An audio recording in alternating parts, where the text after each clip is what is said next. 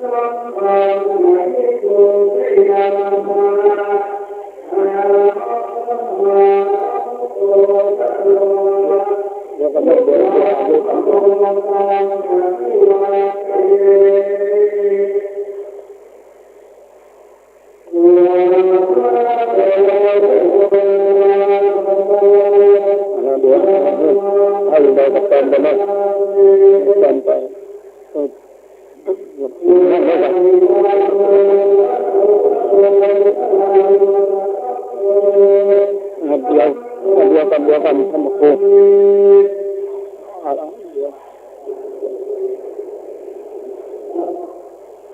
านบอกครูโทรมาละ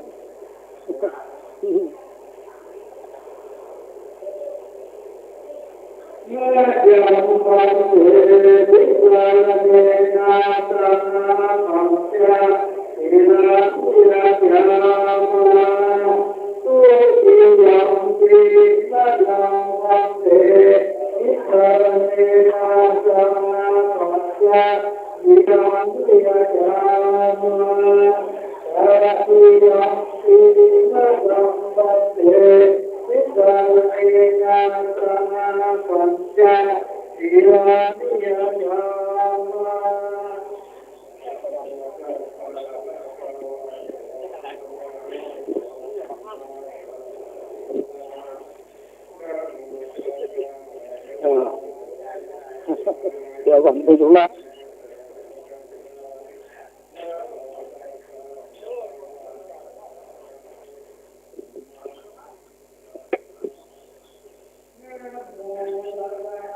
เก่งนะครับ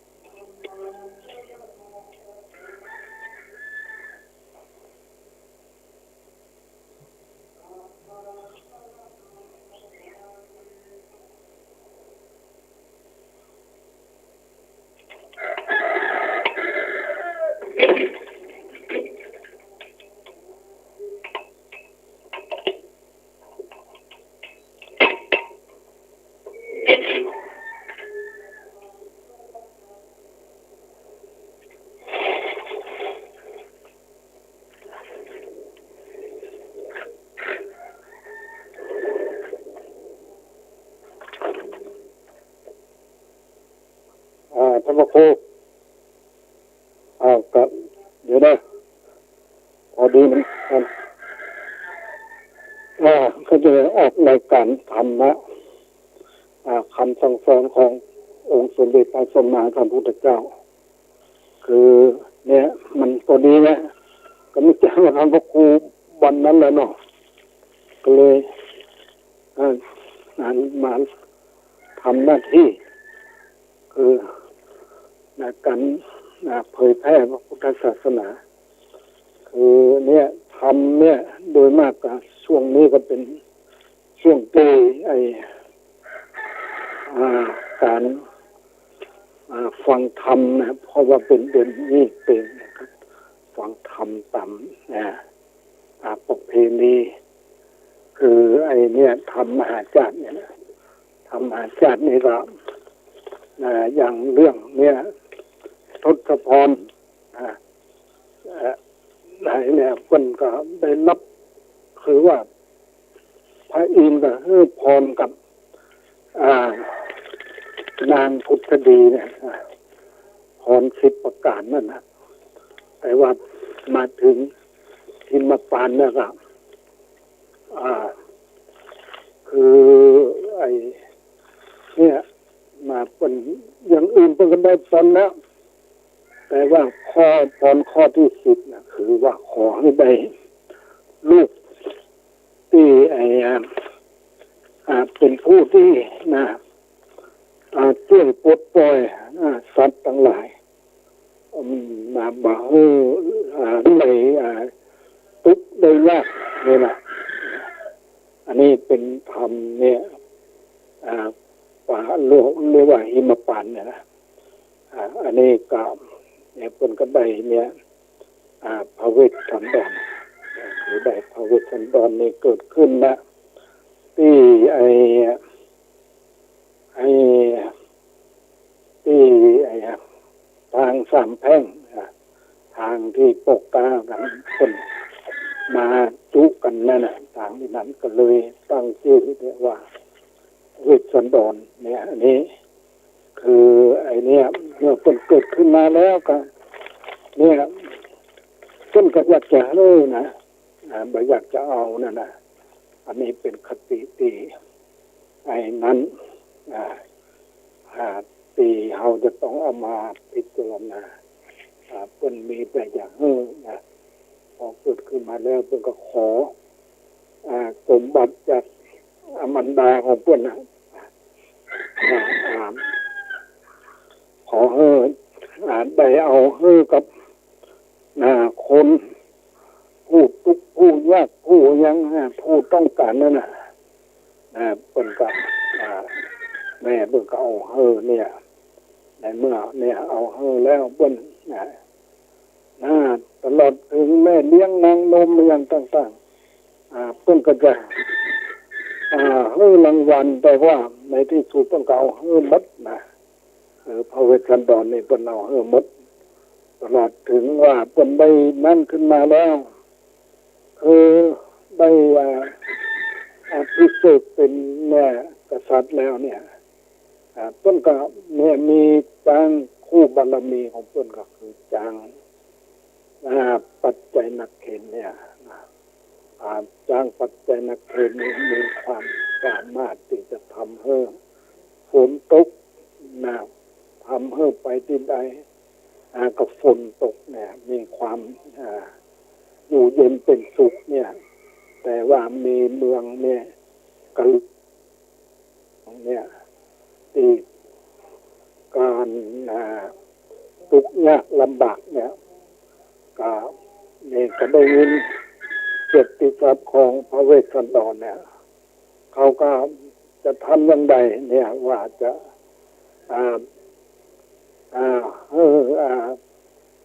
ภัยต่างๆที่มันเกิดขึ้นนะคือภัยความแห้งแล้งภัยความที่คนเนี่ยทุกข์ยากลำบากเนี่ยการเข้าอย่างนำเนี่ยเขากับพยายามนั่นแหละคือพยายามหาเนี่ยพยายามหาแห้วแล้วนะจะรักษาศีลกับได้จะเนี่ยจะทำพิธีอย่างต่างๆก็มันก็บักแก้ได้นะเพราะว่ามันกระทันหันเลยจะไปแก้ได้จะได้คือว่ามันนั้นมาแล้วเนี่ยคือว่ามันมาได้ทำมาได้บำเพ็ญบุญบำเพ็ญกุศลมาคือมันสะสมมาแต่อกุศลเนี่ยมันก็ทำให้ต้องทุกข์ยากเหมือนพระเวสสันดรเนี่ยเขาก็ว่าจะยังไงเนี่ยเขาก็ว่ามีอย่างเดียวแล้วนะก็ประเดี๋ยวนี้นะมันพญาเวสสันดรเพิ่นบริจาคเพิ่นนะแล้วก็เพิ่นก็มีจ้างเนี่ยปัจจัยนักเรียนของเพิ่นนะที่ว่าสามารถที่จะทำให้ฝนตกเนี่ยนั้นได้แก้ปัญหาความยากจนได้เขาก็ว่าอย่าอันก็จะต้องศึกษาเสนาอามาตย์แล้วก็ไปขอพราหมณ์เนี่ยไปขอไปขอกับพระเวสสันดรเนี่ยพราหมณ์8 คนเนี่ยตั้งพราหมณ์8 คนไปขอจ้างปัจจัยนักเข็นกับพระเวสสันดรเนี่ยการระยะเที่ยวต่างมาก็มันจะนั้นนะมันจะไกลมันจะไกลมันกันเป็นไกลมากนักพอถึงเนี่ยที่ เมืองสีพีแล้วก็ก็จะหาโอกาสเข้าไปหาพระเวสสันดรพอเข้าตั้งใดจะได้มันก็เข้าไปนะเข้าไปพระเวสสันดรเป็นเขานั่นละเป็นจะพบเป็นจะเฮ้ออยู่แล้วนะพอดีไป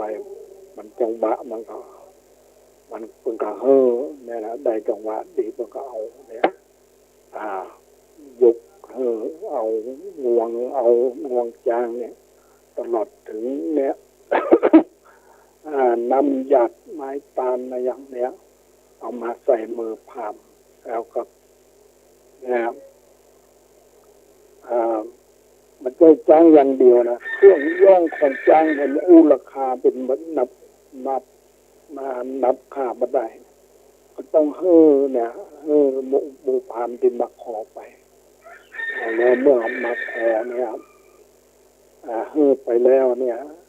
พอดีเนี่ยออกจากนั้นเป็นออกจากตีนั้นไปแล้วหมู่อย่างว่าประชาชนต่างๆเนี่ยชาวเมืองสีพีเนี่ยพอใจนะพอใจในการตีพระเวสสันดรเป็นจ้างปัจจัยนักเขนว่าปิดจ้างคู่บ้านคู่เมืองแล้วไปกับมูลนิธิใดเป็นก็มันก็นั้นเป็นทำให้พอใจอันนี้ก็จะต้องความเดือดร้อนนี่ก็ไปถึงพ่อของพระเวสสันดรเมื่อไปถึงแล้วก็ว่าจะทำอย่างไรในวันเดียวนี้รักราษฎรก็รักแม่รักลูกก็รักแล้วก็ในที่สุดก็บอกว่าจะต้องนั้นอย่างใดอย่างหนึ่งตัดสินอย่างใดอย่างหนึ่งฉะนั้นก็ขอให้อยู่แห่งสักคืนเนี่ยนะให้อยู่ของเมืองแห่งสักคืนหนึ่งวันหนึ่งคืนหนึ่งเนี่ยแล้วก็จะออกไปเนี่ยก่อนที่จะออกไปก็ขอให้ได้ตาลนะขอให้ได้ตาลแล้วจึงจะขอออกไปเนี่ยเมื่อนั่นแหละอันนี้เรื่องเกี่ยวกับพระเวสสันดรที่มันมีความเสียสละว่าอะไรในความที่อยู่ว่าอะไรในเข้าของอะไรอย่างต่างๆนะครับออกไปเนี่ยในเมื่อออกไปแล้วก็เนี่ยคือแม้แต่รถม้าอย่างที่บนนั้นแล้วหมู่ที่บัดได้เนี่ยมันก็ต้องไปนั้นแหละมาไปตามหาเนี่ยไปตามหาผมมันมาทีหลังในที่สุดก็ไปขอเนี่ยขอมาขอรถที่เป็นนั่งนะในที่สุดพระเวสสันดรต้องก็ยอมให้หมดนะบัดคิดจะเอาอย่างคือว่าทั้งติดตัวนั่งสบายคิดว่าจะได้นั่งไปแล้วได้นั่งไปแต่ก็เอาเขาหมดนั่งมันเดินไปด้วยเท้าเปล่าอย่างเนี้ยอันนี้เรื่องในกันหิมพานต์กันนะเนี่ยในหิมพานต์นี่ก็พรรณนาถึงป่าหิมพานต์นะแล้วก็มากันธนาคารเนี่ยกันเกี่ยวกับการตามนะ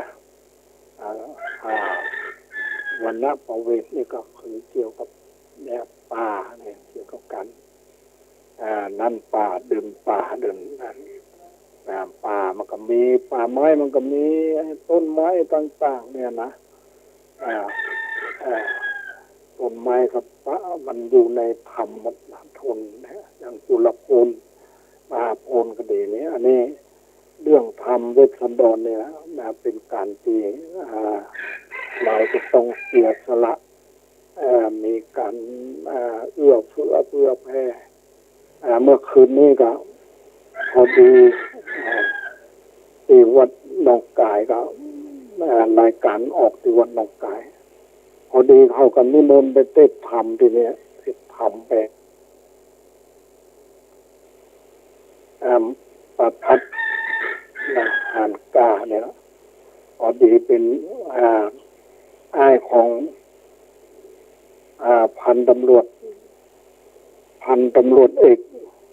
นะปัญญาเรือนดีซึ่งไปเป็นเป็นไปเป็น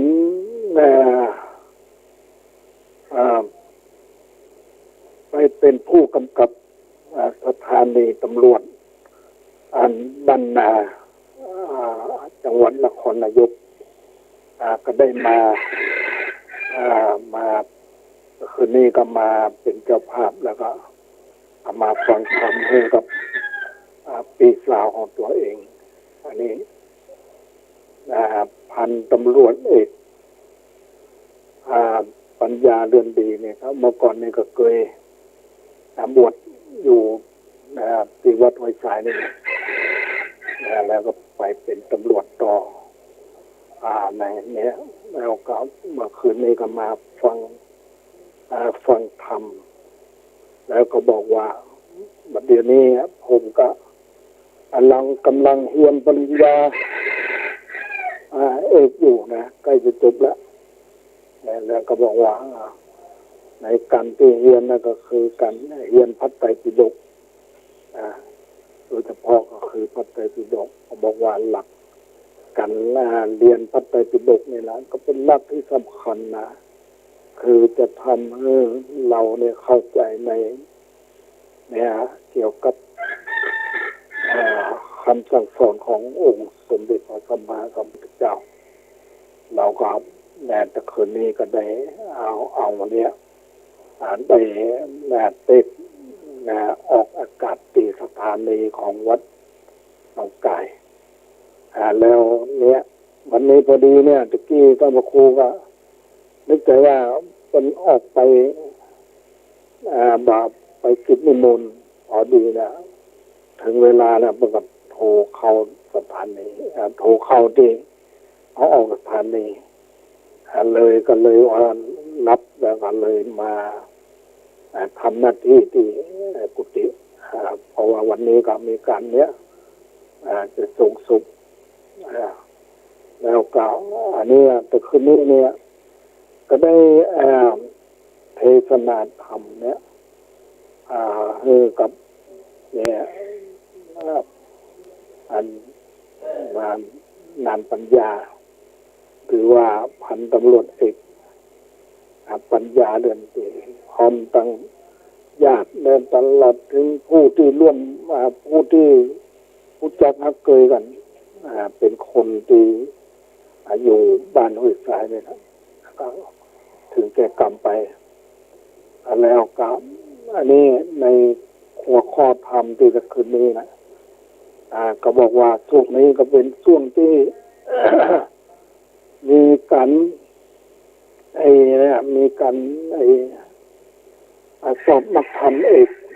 นักธรรมโทนักธรรมเอกนะก็เลยเอาตัวคืนนี้ก็เลยเอาเนี่ยพุทธภาษิตข้อที่ว่านัตถิอัตตะสะมังเตมัง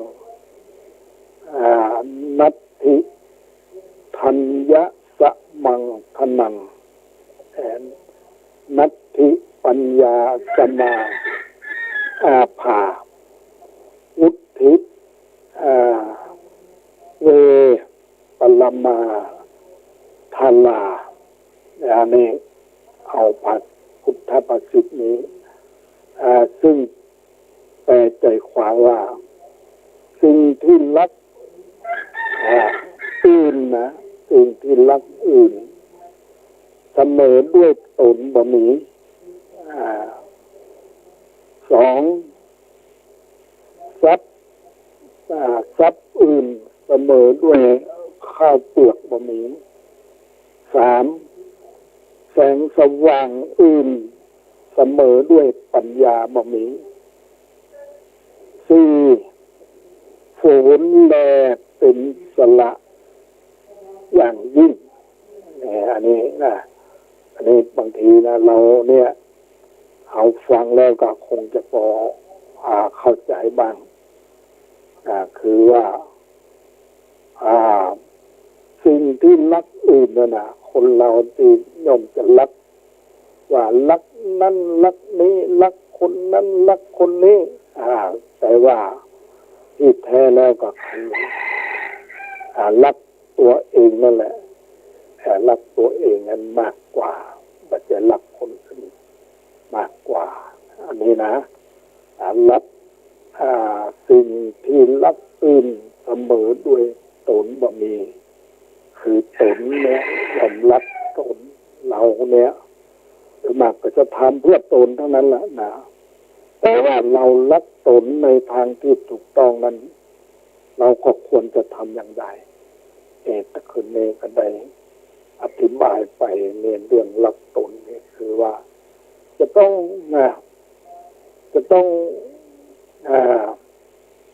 ประพฤติปฏิบัติตน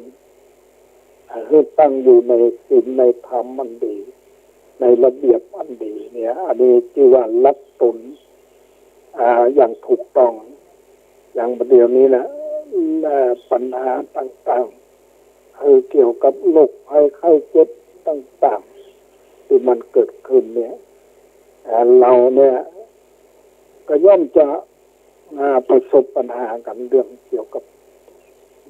คือโรคภัยไข้เจ็บแต่ว่าเราจะด้านอย่างใดเนี่ยทุกคนก็ต้องกลั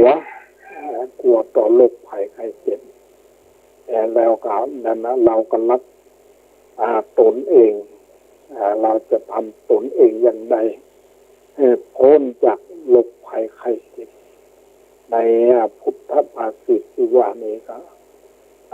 เรารักตนที่ถูกต้องมันก็คือจะต้องเนี่ย อยู่ในกฎระเบียบศีลธรรมมันดีงามตั้งอยู่ในศีลธรรมมันดีงามแต่โรคภัยไข้เจ็บมันก็คงจะผ่านไปมันคงจะเข้าหาเรามาได้เพราะว่าเราตั้งตนอยู่ในระเบียบอันดี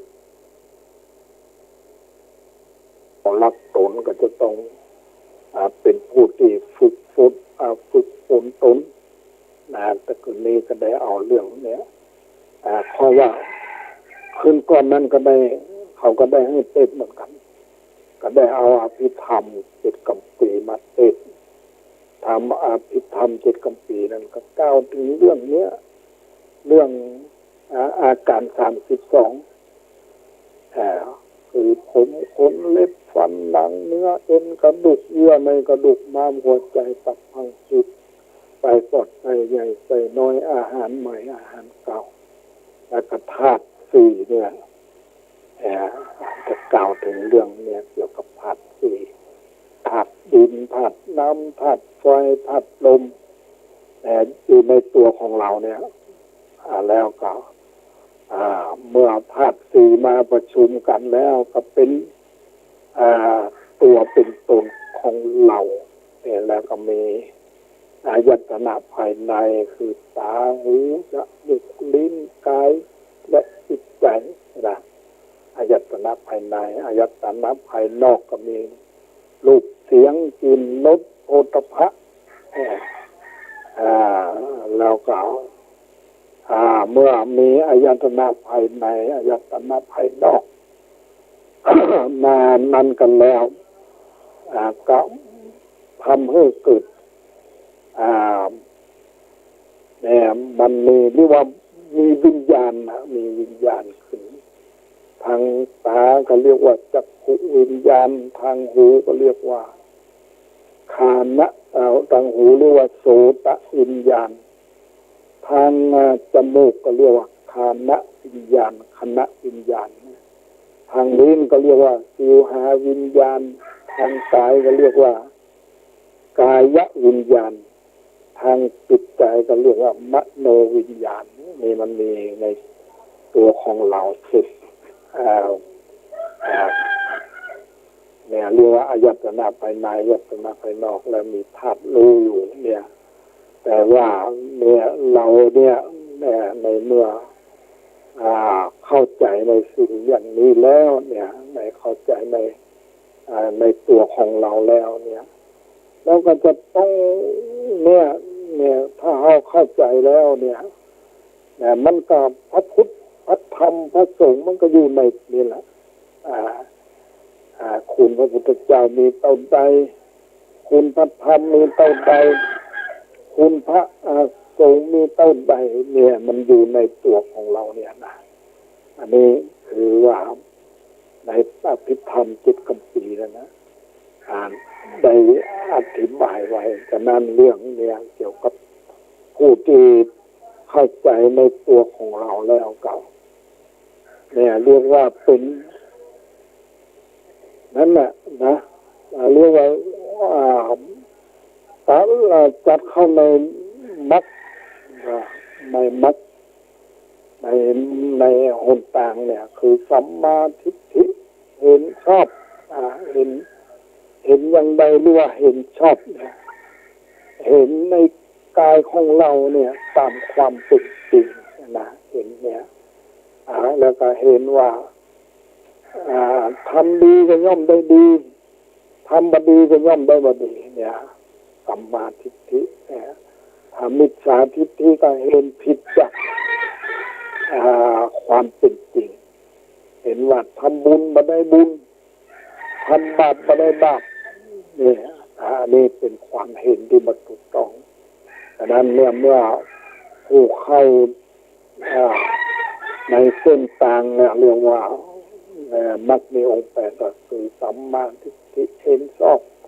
สัมมาสังกัปปะดำริชอบสัมมาวาจาก็ชอบสัมมากัมมันตะการงานก็ชอบสัมมาอาชีวะการเลี้ยงชีวิตก็ชอบสัมมาวายามะความภาคเพียรก็ชอบสัมมาสติความระลึกก็ชอบสัมมาสมาธิความตั้งใจมั่นนะครับชอบนี่พูดได้ไม่ว่าบอกว่าจะเป็นคฤหัสถ์นักบวชถ้าหากว่าได้หนทางแปดเส้นล่ะก็เป็นอันว่าไปจากความพ้นทุกข์ไปจากความดับทุกข์แล้วก็จะเข้าสู่กระแสแต่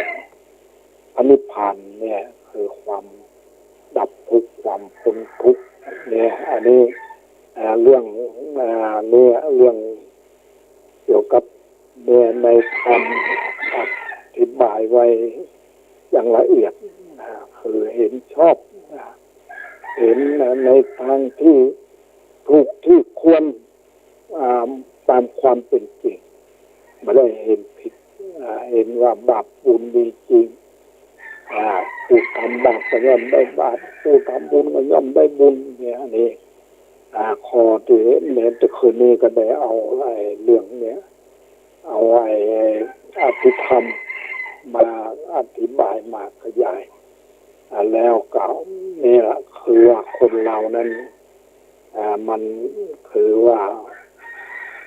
ก็ย่อมจะรักตัวเองนั่นแหละแล้วจะทำตัวเอง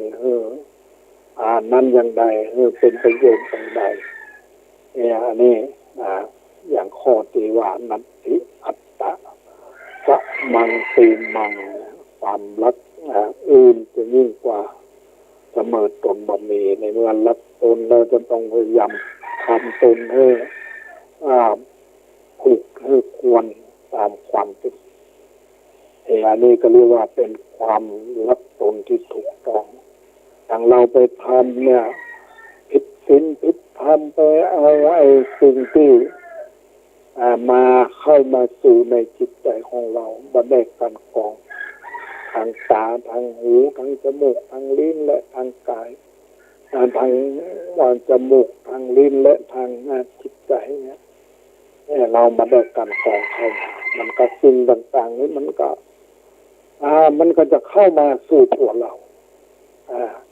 ถ้าเรามีสติการส่องดีเนี่ยเรามีผลรักษาประตูทั้งหกทวารนี่นะแต่เมื่อรักษาประตูดีนะคนเข้ามามันก็ย่อมจะรู้สิ่งต่าง อันใดบดีมันจะเข้ามาสู่ตัวเรามันก็เข้ามาไม่ได้เพราะว่าเรามีนายประตูผู้เฝ้าประตูดีอันนี้ถ้าเรารักษาตัวเราดีเนี่ยป้องกันตัวเราให้ดีโรคภัยไข้เจ็บต่างๆมันก็จะหายมันก็มันเกิดขึ้นแล้วมันก็แปรไปเปลี่ยนไปนี่ฉะนั้นเรื่องไอ้นี่อันนี้วันนี้เดี๋ยวก็รอเนอะไฟมาเดี๋ยวกำลังออกอากาศอยู่นะอันนี้อันนี้ข้อที่ว่ารักอื่นเสมอเดือดตนบ่มีนัตถิทันยะสะมังเป็นมังนัตถิทันยะสะมังทันมังเนี่ยทรัพย์อื่นเสมอด้วยข้าวเปลือกบ่มีทรัพย์อื่นเสมอด้วยข้าวเปลือกบ่มีข้าวเปลือกนี่ก็เป็นสิ่งที่สำคัญเพราะว่าเป็นอาหารที่คนเราจะต้องบริโภคถ้าแบบมีข้าวแล้วก็นั่นแหละ ก็เราชีวิตเราก็อยู่มาได้ฉะนั้นถ้าเราทำงานอะไรอย่างต่างๆเนี่ยก็เพื่อจะเอาไปซื้อข้าวฉะนั้นข้าวนี่เป็นทรัพย์อย่างยิ่งกว่าทรัพย์อย่างอื่นๆเพราะว่าคนเราเนี่ยได้สตางค์ได้ยังมารับจ้างยังมาจะต้องซื้อเนี่ยข้าวฉะนั้นถือว่าข้าวเปลือกเป็นทรัพย์อย่างยิ่งแล้วนัตถิปัญญาสมาภาแสงสว่างใดเนี่ยจะเสมอแสงสว่างของปัญญาบ่มีแสงสว่างอย่างอื่นแสงสว่างพระอาทิตย์ก็ดีเนี่ยเอาอย่างไปปิดบังมันก็ทำให้มิดได้อยู่แล้วแสงสว่างของพระจันทร์ก็เหมือนกันเอาอย่างไปปิดบังมันก็จะทำให้มิดได้อยู่บังทำให้มิดมัวไม่ได้แต่แสงของปัญญาเนี่ยมันทะลุผุโป่งฉะนั้นคุณจึงว่านัตถิปัญญาจะมาภาแสงสว่างเสมอด้วยปัญญาบ่มีความมีปัญญาคนเรานี่มีปัญญาเนี่ยจะสามารถพลิกแพลงเหตุการณ์ต่างๆไปสู่ในจุดหมายปลายทางที่ดีได้แล้วก็นัตถิวุฒิเวปรมา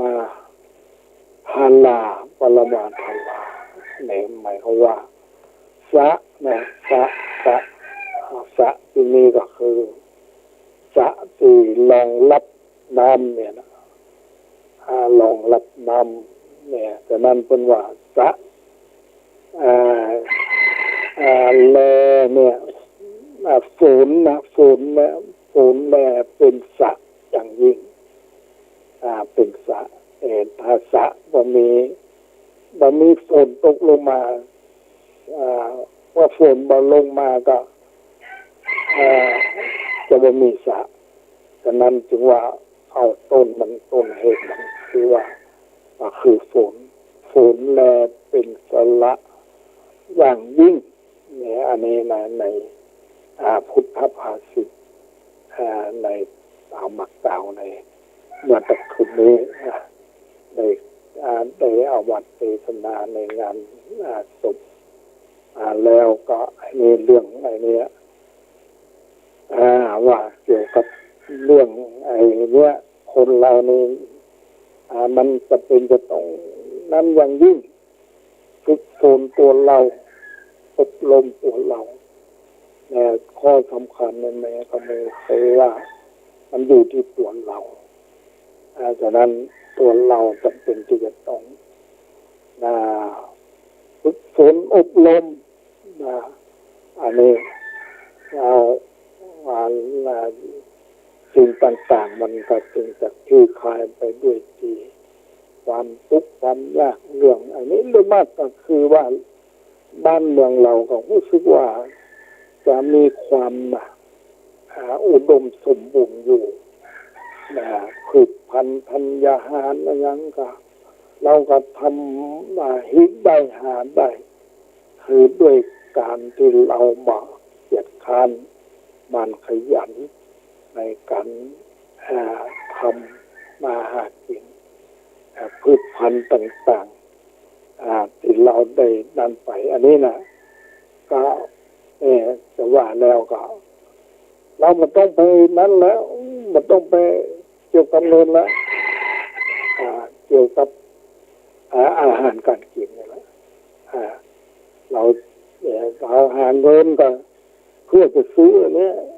ซื้อเรียกว่าของที่เราจะมาบริโภคที่เราจะมากินเนี่ยนั้นเนี่ยอย่างข้อพุทธภาษิตที่ว่าข้าวเปลือกข้าวเปลือก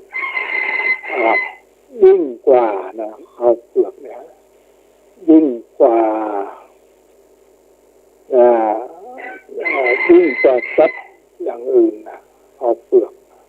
สัตว์อย่างอื่นมันจะยิ่งกว่าข้าวเปลือกตรงนี้เพราะว่าข้าวเปลือกมันยิ่งกว่าเดี๋ยวนี้มันก็มีเรื่องกันทำมาหากินมันเดี๋ยวมันมาเจอเหมือนสมัยแต่ก่อนแล้ว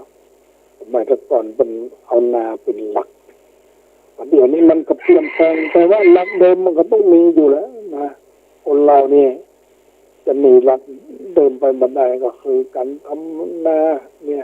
เข้าเนี่ยที่จะต้องมีไว้บริโภคแล้วก็สิ่งที่จะแทนเข้าก็มีพืชพันธุ์ธัญญาหารต่างๆเนี่ยฉะนั้นเรามีพืชพันธุ์ธัญญาหารต่างๆแต่เราก็ไม่ต้องซื้อนะฉะนั้นทรัพย์อย่างจะเสมอเท่าที่อาหารการกินบางทีเพราะว่ามีกระตังเราก็จะต้องจะไปซื้อนั่นน่ะไปซื้อของกินอาหารการกินอันนี้ก็เป็นการที่ความเป็นความที่ถูกต้องนะเรื่องไอ้เนี้ยการฝึกฝนต่างๆเรื่องเกี่ยวกับโรคภัยไข้เจ็บต่างๆอันนี้ก็จะต้องอาศัยเนี่ยปัญญาเนี่ยปัญญาของคนเราว่าจะทำอย่างไรจึงจะ นั้นได้พืชพันธุ์ธัญญาหารมาบริโภคมาเลี้ยงชีวิตไปวันหนึ่งเนี่ยนะสำหรับพระสงฆ์องค์เจ้าเนี่ยอันนี้เพื่อนกับพระสงฆ์องค์เจ้านี่เพื่อนกับเพื่อนมีเรียกว่ามีเนี่ยคือว่ามีการฝึกฝนดีๆเป็นเนื้อนาบุญดีๆนะพระสงฆ์องค์เจ้านะเพื่อนฝึกฝนดีแล้วก็ศรัทธาเนี่ยญาติโยมต่างๆก็ย่อมจะเอาพืชพันธุ์ธัญญาหารเนี่ยไปหว่านคือไปทำบุญกันเนี่ยอันนี้อย่างเรื่องเนี่ยในพระไตรปิฎกเนี่ยที่กล่าวไว้ว่ามีนั่นมีทวารเนี่ยทวารชับผามอะไรเนี่ยหาว่าพระพุทธเจ้าบ่มีอย่างเนี่ยแต่ว่าพระพุทธเจ้าเป็นมีมันนะเป็นมีเนี่ยมีศรัทธาเนี่ยมีความเชื่อความเลื่อมใสเนี่ยมีศีลมีนั่นนะมีได้ยินมามากได้ฝึกฝนมามากอะไรพวกนี้เป็นมีเนี่ยมีปัญญาเนี่ยก็สามคนก็ศรัทธาประชาชนก็สามารถที่จะเอามาเอานั้นมาวันคือเอามาทำบุญทำกุศลนั่นแหละอันนี้ก็เป็นเป็นนา ตีศรัทธาญาติโยมจะได้เอามาคือว่าเอามาหวานลงในนาเนี่ยนาเนื้อนาคือแต่พระสงฆ์ก็เป็นเนื้อนาบุญอย่างยิ่งจะหานาบุญอื่นยิ่งกว่าผู้ปฏิบัติดีปฏิบัติชอบตามคำสั่งสอนขององค์สมเด็จพระสัมมาสัมพุทธเจ้าก็ได้ดังนั้นพระสงฆ์เนี่ยเป็นเนื้อนาบุญอย่างยิ่งนะเราสรรเสริญคุณเนี่ยพระสงฆ์เนี่ยนะว่าสุปฏิปันโนภควโตสาวกสังโฆอุสุปฏิปันโนภควโตสาวกสังโฆยายะปฏิปันโนภควโตสาวกสังโฆสามีจิปฏิปันโนภควโตสาวกสังโฆเนี่ยยะทิทางได้แก่บุคคลเหล่านี้คือกัตตาลิปุริสะยุคานิอัฏฐปุริสะปุคลาเนี่ยคู่แห่งบุรุษเนี่ยคู่แห่งบุรุษคือคู่นับเรียงตัวบุรุษได้8บุรุษเนี่ยโสดาปฏิมรรคโสดาปฏิผลสกทาคามิมรรคสกทาคามิผลอนาคามิมรรคอนาคามิผลเนี่ยอรหันตมรรคอรหันตผลอันนี้นะอันนี้นี่ว่าผู้ปฏิบัติดีปฏิบัติชอบตามคำสั่งสอนขององค์สมเด็จพระสัมมาสัมพุทธเจ้าแล้วก็เป็นเนื้อนาบุญนะอันนี้เนี่ยไอเรื่องเนื้อนาบุญเนี่ยนะเป็นอาหุนายโยนะเป็นผู้ควรต้อนรับอาหุนายโยปาหุนายโยเนี่ยเป็นที่ควรอย่างเราสรรเสริญเป็นที่ควรต้อนรับเป็นที่ควรรับทักษิณทานเป็นที่ควรกราบไหว้เนี่ยเป็นเรียกว่าเป็นเนื้อนาบุญอย่างยิ่งอันนั้นเนี่ยเรื่องการบำเพ็ญบุญการเนี่ยเอาพืชพันธุ์ธัญญาหารคือว่าเอา